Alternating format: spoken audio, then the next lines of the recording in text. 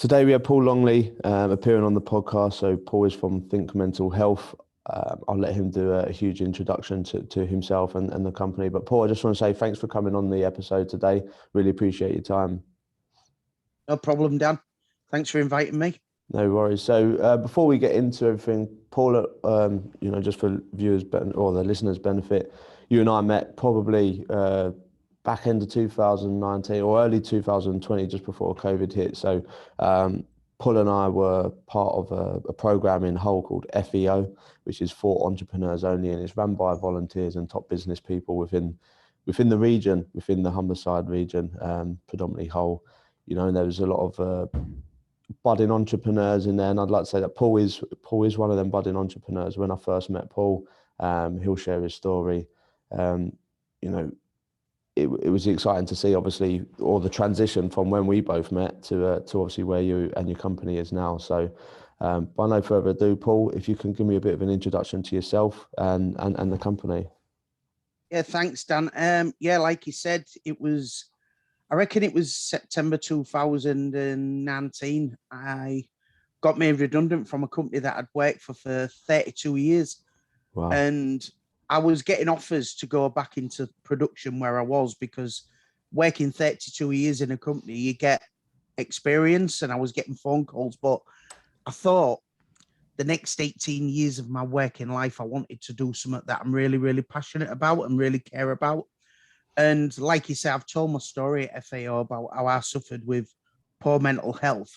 And I decided that I wanted to go into companies and organizations and teach first aid for mental health and give employees the tools to start them crucial conversation with each other so they can support each other, like the support I got.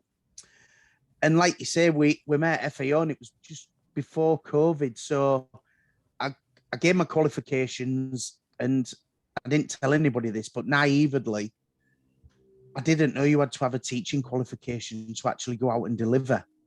So I left school with no qualifications at all. So to learn how to be a teacher was the hardest thing I've ever done in my life. So I went to college, got my teaching qualification. I was working 10 hours a day.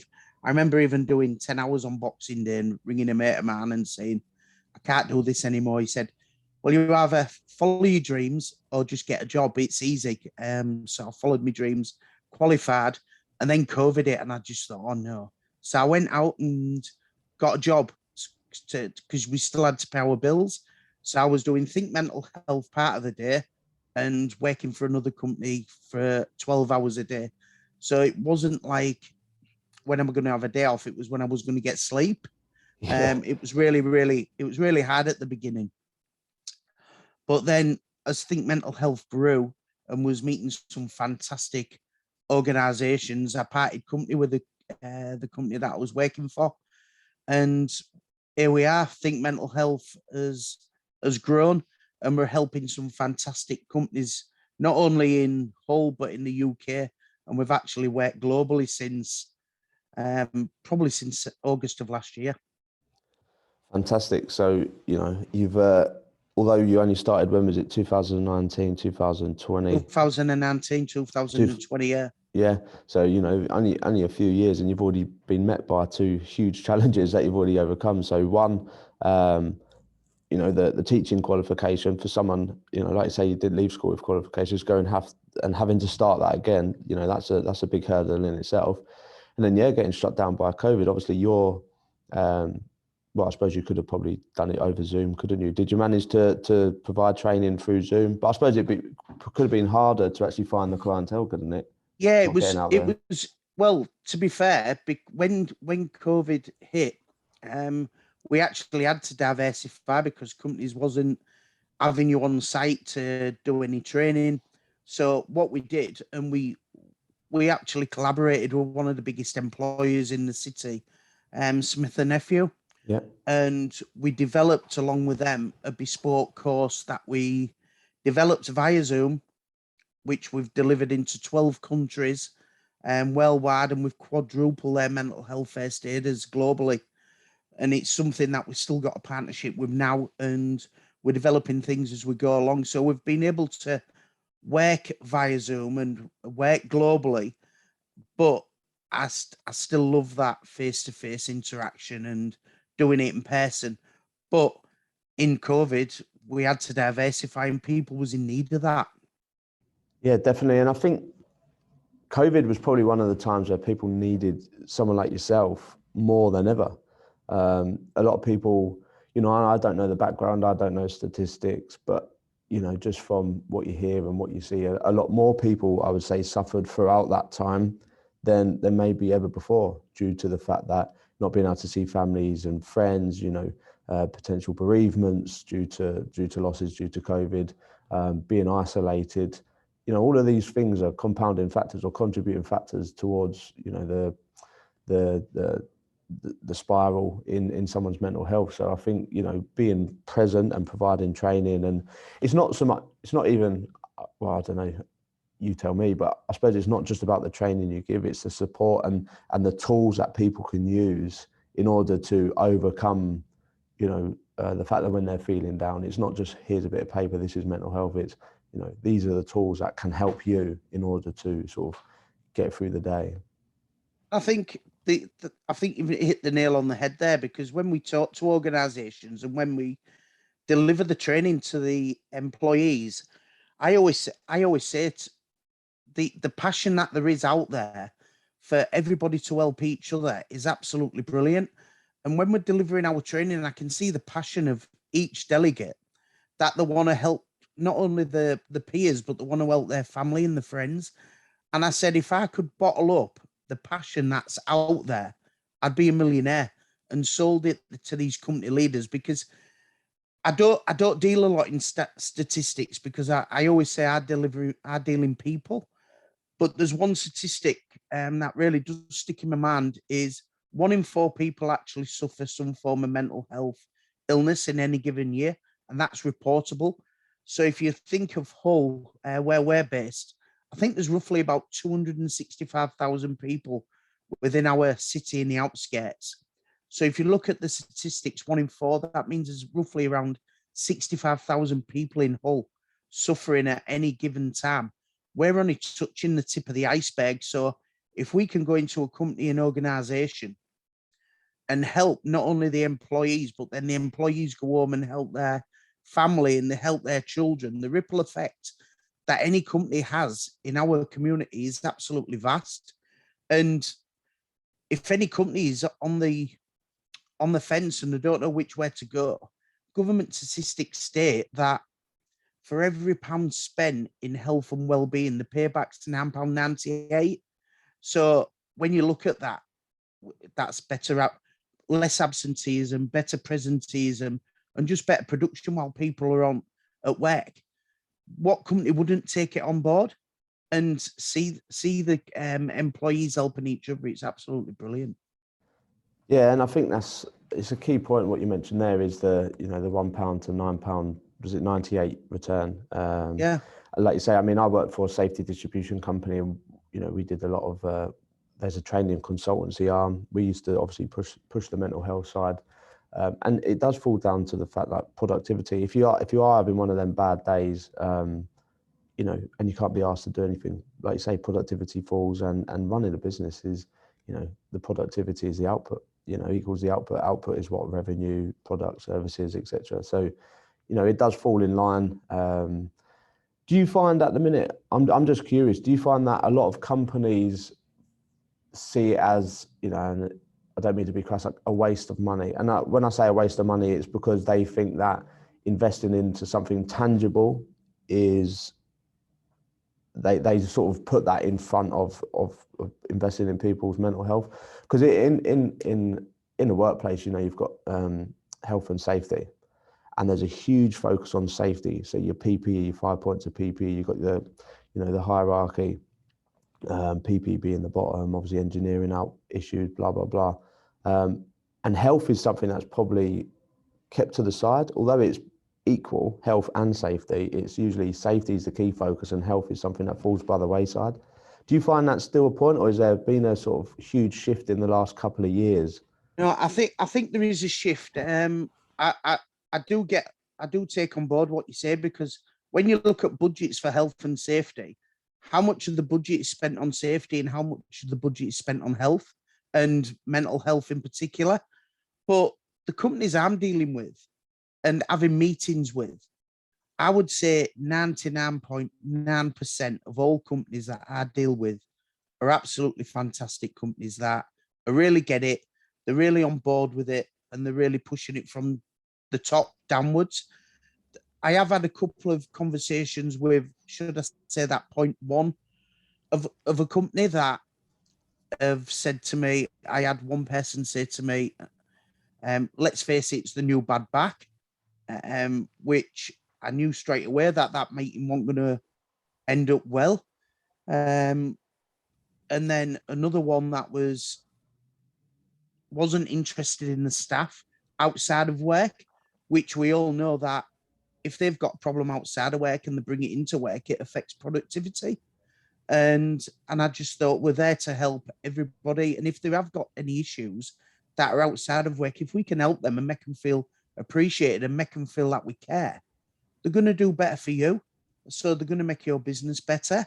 And yeah, I've only had two really conversations that was negative. Every other company that I've spoke to have really been on board with it. They really see the benefits of it, and they really see that if we make staff feel appreciated and if we make them feel that we do care about them, then productivity is going to increase because they feel appreciated. And giving each other the tools, it makes a tighter team. And I always go into companies and talk about the culture, and the culture starts from the top. And I always talk about, because we go in there and we talk about mental health and we try and teach people like the signs of anxiety, depression, psychosis, and all different kinds. But I try and not get the delegates too wrapped up in picking out, because some people used to say, would we have found Paul Longley have had depression? You want to know, and I was suffering because I was the person in the company who was the life and soul. I was the one who was making everybody else feel happy. You wouldn't have known about me. But if we'd have had a culture then, I maybe would have talked to somebody sooner. So I try and tell people not to get wrapped up in trying to spot somebody with depression or anxiety. It's good to know the tools and it's good to spot the signs. But if we can create the culture where somebody can come and have that first conversation, and then somebody's got the tools how to act when somebody comes to them the first time, I always say they're not feeling the best, it's only beneficial for the organization as a whole and that person. Yeah, totally agree. And you mentioned culture. Obviously, culture is huge within a workplace, whether it's down to, implementing change, whether it's from the top down or bottom up. I suppose in this instance, yes, it would have to come from obviously the top down due to the fact that there is an investment in terms of the ongoing training and the support, etc.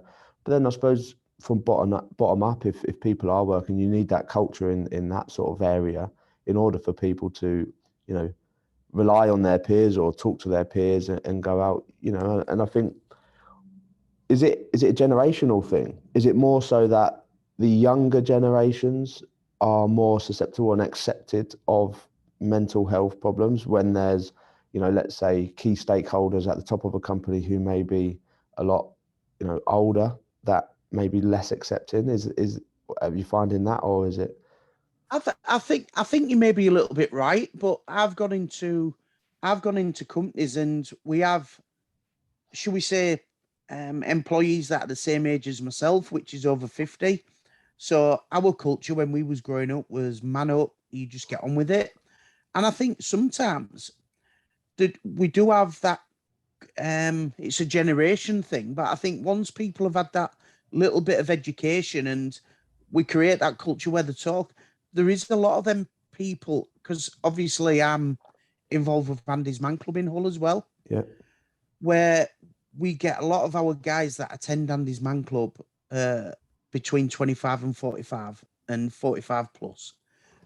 So they are in that generation bracket where maybe at their organisation and maybe at their place of work, they don't talk as much, but they can come to a place like Andy's Man Club and open up in a non-judgmental environment, and they feel like They won't get judged. And like we always say in Andy's Man Club, Chatham House rules, what said in there stays in there. Yeah. Oh, it's definitely definitely something that is changing in terms of society.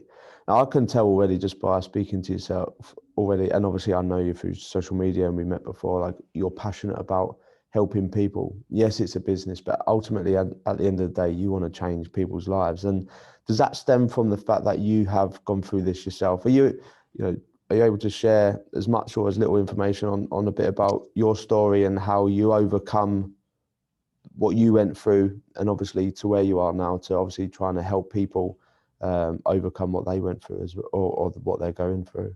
Yeah, I am. So it was about, I would say, 10 years ago. I've probably suffered with poor mental health since I was a youngster.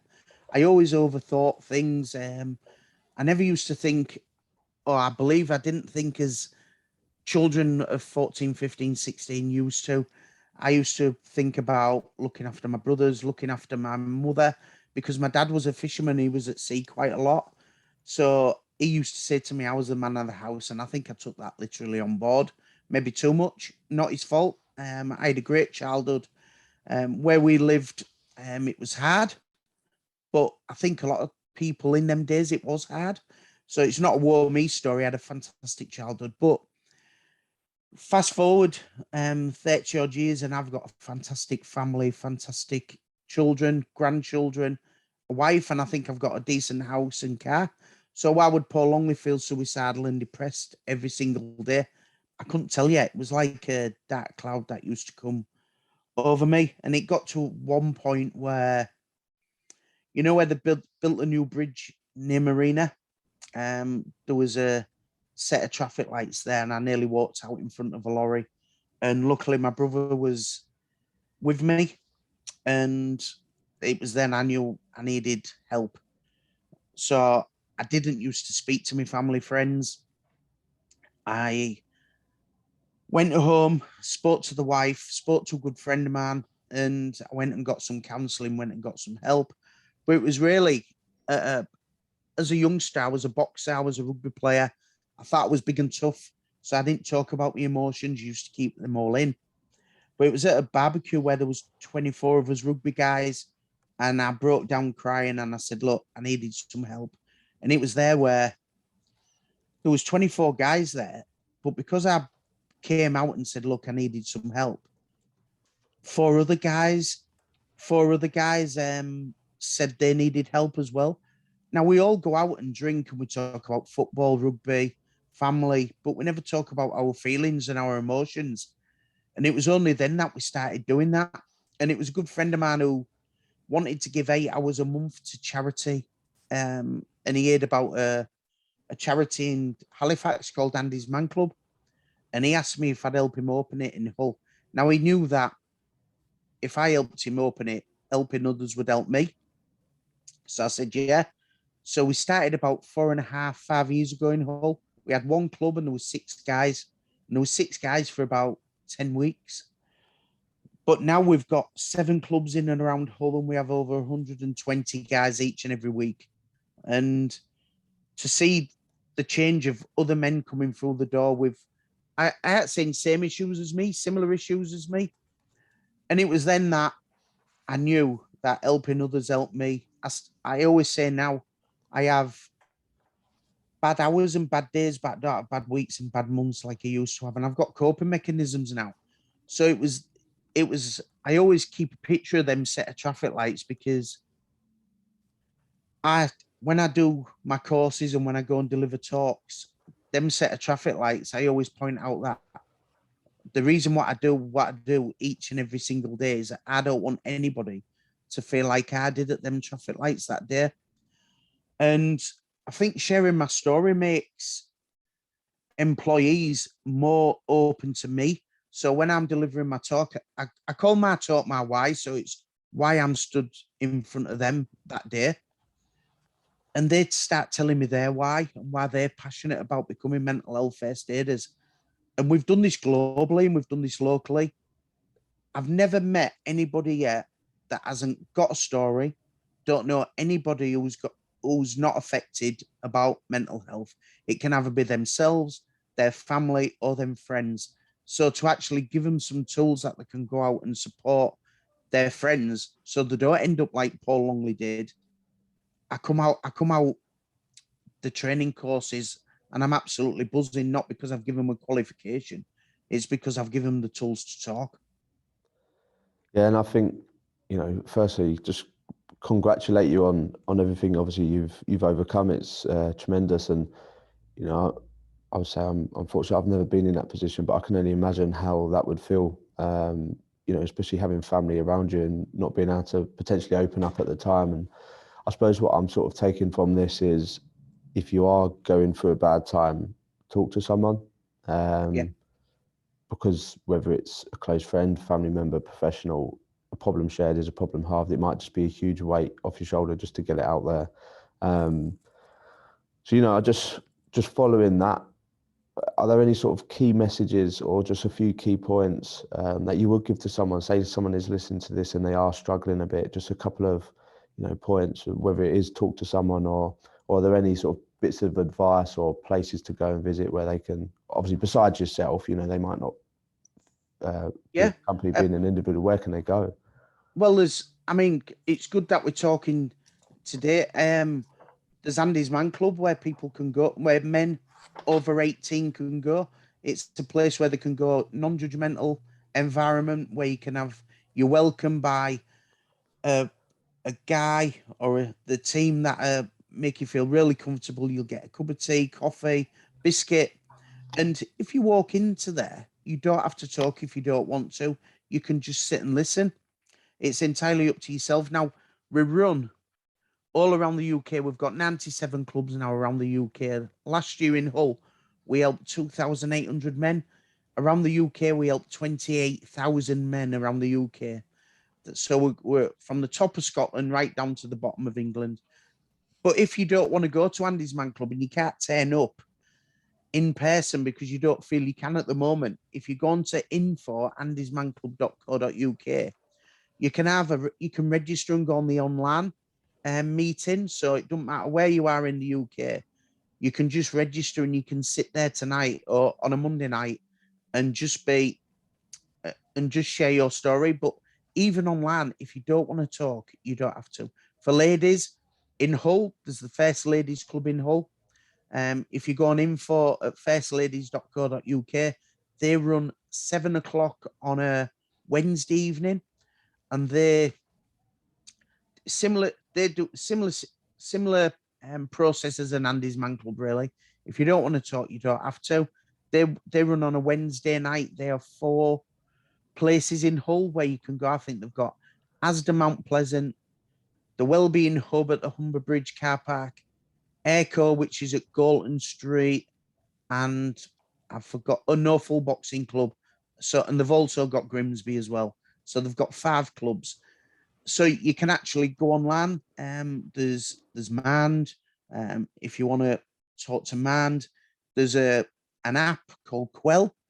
If you click on the app called Quell, you can register, and it's anonymous. You don't have to give your names, and you can speak to a counsellor. I think it's within 20 minutes or an hour. So that's Quell. And for youngsters under 18, there's an app called Cooth. And also we think mental health as well. We're going into schools, teaching children from the ages of 7 years of age. It's our mini medics mental health course. We've got youth mental health courses, and then we've got our adult mental health courses.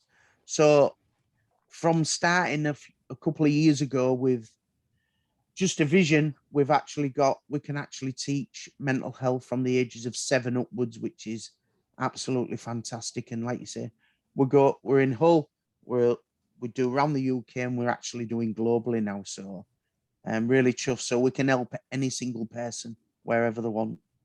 Fantastic. And I think, taking away from that as well, especially getting into schools at a young age, because there are a lot of young people who do suffer, and that, without going into the many reasons, there's a lot of pressure, social pressure on young people to conform to a certain way. And, if you're not I don't know, meeting that Instagram lifestyle or that sort of look. I don't know, you know, there's a lot of people that suffer. So I think getting in at a young age is fantastic. And there's definitely something, or schools should definitely support that, because the teachers, you know, having the resources, but as well as having the additional support from yourselves and people like yourselves is just great. So you touched on a few of the things then in terms of what mental health offers. So as a business, what is it you can help other companies with? I think what we're trying to do, we're trying to be like a one-stop shop for companies if they've got any problems with mental health and well-being. So what we can do, we can come in and deliver training. We can do policies and procedures. We can come in and do training. And we've just come up with a new package now where we charge a company an amount per month, and we come in and do some training. We'll come and do some one-to-one sessions. We'll come and do some got me off the cuff now. We'll invite them to quarterly lunch and learns where they can come and meet like-minded companies like them, that they can talk to the companies that have issues the same as them, and they can swap ideas. And then we're going to have our first awards evening, which is the 21st of October, where companies will get the first invites to that. We've got 45 tables, I think, and we've sold 36 already. It's been absolutely brilliant, the uptake. We're going to have some like Think Mental Health Awards. We're going to have a fundraising evening where all the money raised is going to go to mental health charities within the local community. So it's going to be absolutely fantastic. Some bands and people have said they'll come and perform for free, which is absolutely amazing. So the support we're getting out there. So, and I think if we can get 450, 500 people from companies and organizations under one roof sharing fantastic ideas, it can only benefit the community. Oh yeah, I definitely see the benefit in that and the value in sharing ideas. And you know, the awards night, like you say, having everyone in the room, it's like-minded people, and things flourish when there's like-minded people, you know, because everyone, like you say, can swap ideas and think of other avenues on how to grow and how to push it out and how to further support each other. But you know, you cover a lot of bases, don't you? Everything from schools to companies to individuals. Obviously, the podcast is about property business mindset. You know, it is business, but this one I wanted to focus more on the mindset. Obviously, due to the topic we're discussing, mental health. How important is mindset in all of this? Obviously, you could have your down days, but how did you overcome? Like, what do you do differently, and how has your mindset shifted? So what I do differently is I didn't want to talk to my family, friends, my work colleagues. I didn't want to go out. It was a struggle to get out. I'd cancel. If I wanted to meet somebody or go out with friends, I don't know how I've still got any friends left, but I have. Got loads of new ones I, as well. yeah, there's new ones as well. I My wife bought me my dog, and his nan, and she bought me, so I had to go out 365 days a year. And like I said, I still have bad hours and bad days, but I don't have bad weeks and bad months. And I'm on a journey physically and mentally. I've lost about 4.5 stone I've in seen the that a lot last. on LinkedIn. It's been amazing. You've done well. Yes. So I get to the gym as much as I can. I go walk. So when I come home on a daily basis, I ring my wife up and say, look, I'm not feeling my best today. And we know what's happening. I'll come in, I'll put my shorts and t-shirt on, get my dog, and I'll go for a walk for an hour and a half, put some tunes on. I come back and that's my coping mechanism done. And it's just, I always think when you talk about mindset, it's what story we're telling ourselves. I used to tell myself that the world was against me, things was never going to get better. So what was the point of trying? Where now I set my business up and COVID it. I did other things, and we do have setbacks, but as long as we keep going and as long as we keep challenging ourselves, and like I say, I'm on a journey physically and mentally. I don't have it all worked out all the time, but I just keep working hard at what I do. And I found, I said to a mate of mine, when I first started Think Mental Health and COVID it, I don't do IT. How can I? How can I go into I'd struggle to turn a computer on.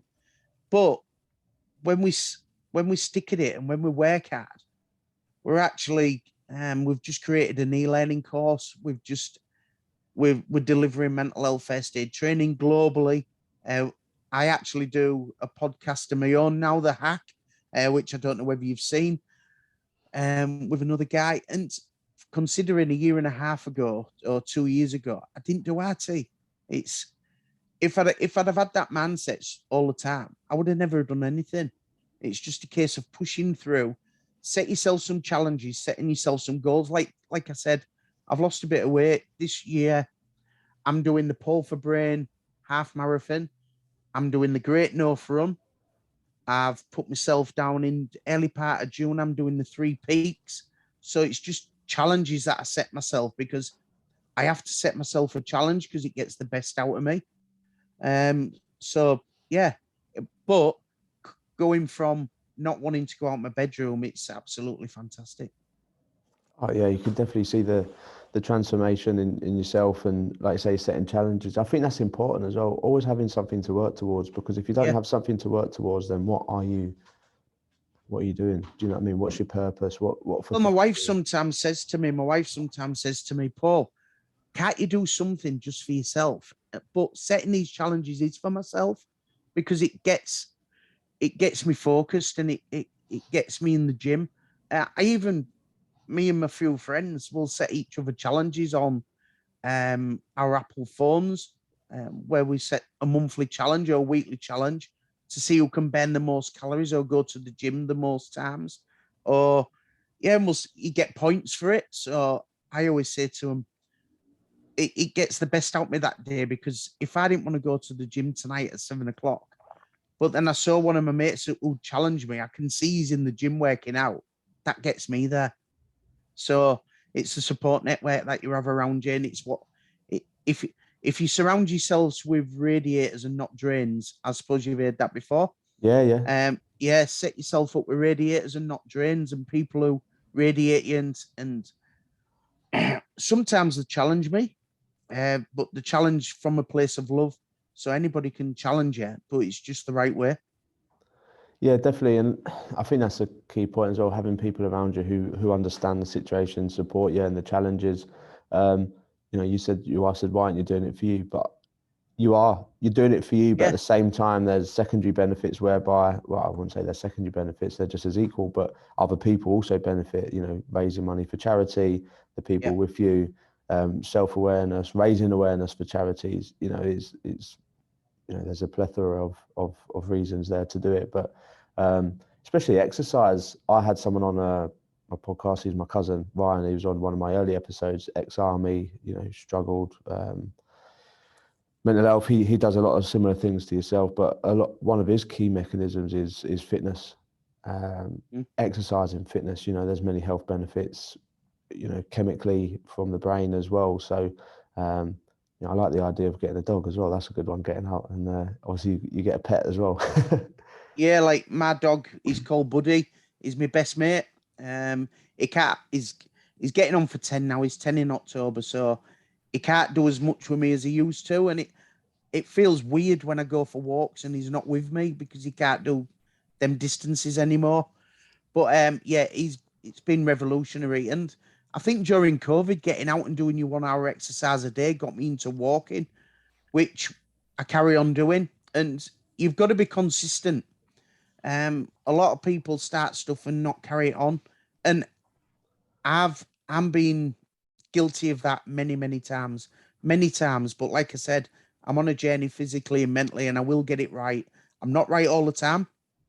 I don't get it right all the time, but I think that's where I'm real. And when I deliver my training, I'm just a normal guy who's trying to make a difference. And I do make mistakes. I'm not perfect. But it's all part of the journey. And I think companies like to be on the journey with us. And like I say, when we deliver training and we do stuff, I think mental health don't leave them. We're always there for them. Yeah, it's that added support you do as well. You're not just a trainer, go in, train people up and say thank you for the qualification and the bit of money. You're there because you've got a purpose and you understand why you need to be there. And there's probably a lot of people there who want you to be there in order to help them and support them going forward. What's your what's like the next 1 to 3 or 5 years looking for you? What's your sort of whether it's personal goals or business goals? What are you looking to achieve? Personal goals. I want to get fitter. I want to be more active. I want to get to 50. Well, I'm 53 on Sunday, so Happy birthday for Sunday. Yeah. I want to be I'm in my 50s, but I want to get to the healthiest I've probably ever been. So that's a focus. Mentally and physically. I want to get into schools. I want to be able to get into schools and share my story and make sure that children don't end up growing up with the same issues that Paul Longley had. I'm also pushing as well apprentices. I think apprentices in part of their business and part of a business, and when they take apprentices on, they should have basic mental health first aid as well as normal first aid, because if we can help our next generation coming forward being able to talk, they won't grow up with the same issues as man. So I want to push as a business. I want to grow as a business, but I want to grow as a business because I want to have more people to be able to go out and go into schools and deliver what we deliver, because I know it will make a massive difference to the community. Amazing. I think, well, to be fair, this has been one of my favourite recordings, just because, and I'll be honest, it's not something that I've ever really sort of looked into, thought about, or, and it's opened my eyes.